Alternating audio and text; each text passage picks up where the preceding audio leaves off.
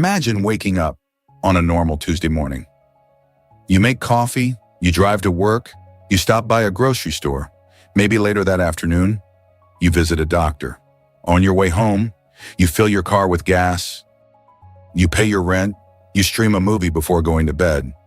Nothing about that day feels unusual. But what if I told you that behind almost every one of those ordinary moments, there may be the same type of Wall Street investor making money from your life?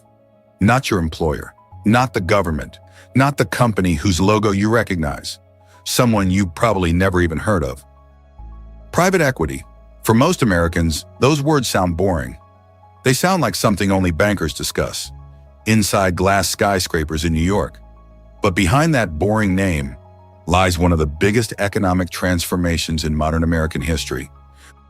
Without most people noticing, private equity firms have quietly expanded into hospitals, apartment buildings, veterinary clinics, funeral homes, broadband companies, childcare centers, retail stores, nursing homes, dental offices, even the place where your grandparents receive medical care.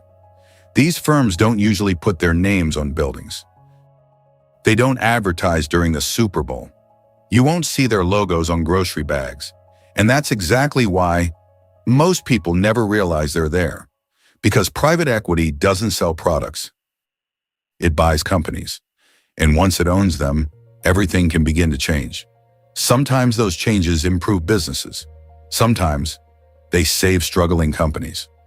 But in many cases, the changes are almost invisible at first. A few fewer employees, a little longer waiting time, slightly higher prices, one extra fee, a maintenance request that takes weeks instead of days. One hospital department quietly closes, one neighborhood grocery store disappears individually. None of those moments seem connected, but together they tell a much bigger story. A story about money, power, and ownership. This isn't a conspiracy, it's not illegal, and it isn't happening in secret. The information has always been public. The problem is, almost nobody was paying attention. Until now.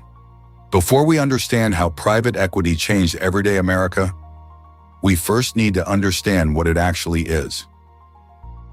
Imagine you have billions of dollars, not your own money, money from pension funds, university endowments, insurance companies, and wealthy investors. Instead of buying shares in public companies like Apple or Microsoft, you buy the entire company, not part of it, the whole thing. Maybe it's a hospital chain, maybe it's a retailer, maybe it's hundreds of apartment buildings. Once you own that business, you try to increase its value. Then, several years later, you sell it for more than you paid. The profit goes back to your investors, and you keep a percentage for yourself. That, in its simplest form, is private equity. There's nothing inherently wrong with that idea. In fact, many businesses have genuinely improved under new ownership. Failing companies have been rescued, jobs have been saved, new technology has been introduced. But over the last 40 years, the industry became something much larger than almost anyone expected. What started as a niche corner of Wall Street slowly evolved into one of the most powerful financial forces in America. To understand today's private equity giants, we have to go back to the 1980s. It was an era of big money, corporate takeovers, and aggressive deal-making. Wall Street discovered something powerful. Instead of buying companies with cash, they could borrow most of the money. The company being purchased would eventually be responsible for paying much of that debt. These became known as leveraged buyouts, or LBOs. One deal changed everything.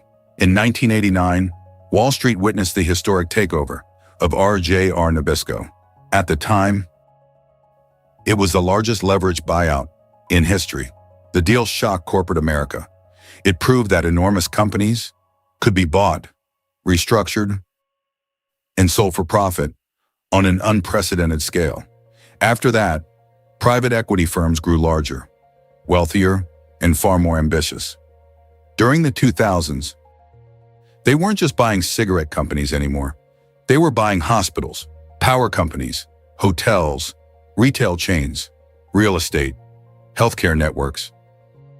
By the early 2020s, private equity firms collectively managed more than $6 trillion in U.S. assets, giving them extraordinary influence across major sectors of the economy. $6 trillion. It's a number so large, it's almost impossible to imagine. To put it into perspective, it's larger than the economies of many countries. And with that financial power came something even more valuable: influence. Not political influence, economic influence. The ability to decide which stores stay open, which hospitals survive, which apartment buildings get renovated, how much rent increases, how many nurses work during the night shift, who owns the companies that quietly shape everyday life. And yet, most Americans couldn't name a single private equity firm. That's because these companies prefer to stay behind the curtain. While consumers recognize brands like Walmart, Starbucks, or CVS, very few ask a different question: who actually owns the companies behind the logo? And once you start asking that question, the answers become surprising, because the same handful of financial firms begin appearing again and again and again. At first, it feels like a coincidence. Then, you notice the same names across completely different industries: a hospital, an apartment building, a grocery store, a nursing home. Businesses that seem unrelated, but are often connected by the same type of investor. That's when you begin to realize this isn't just about investing. It's about ownership, it's about influence, and it's about understanding who really controls the businesses people depend on every single day. Private equity doesn't need its name on the front of a building. It doesn't need television commercials. It doesn't need millions of followers on social media, because its influence doesn't come from visibility. It comes from ownership, and ownership is often far more powerful than advertising. The companies you see are only the surface. Behind many of them, there's an entirely different financial world that most people never notice until they start looking. And once you do, it's difficult to stop seeing it, because suddenly the connections are everywhere. So far, we've uncovered what private equity is, where the money comes from, how the business model works, and how, over the last 4 decades, it quietly became one of the most powerful financial forces in America. But we've only uncovered half of the story, because the real question isn't how these firms became so powerful. The real question is, what happens after they buy the businesses that millions of Americans rely on every single day? What changes inside hospitals? Why do apartment rents suddenly increase? Why do grocery stores disappear? And how can financial decisions made inside Wall Street boardrooms affect ordinary families who have never even heard the words private equity?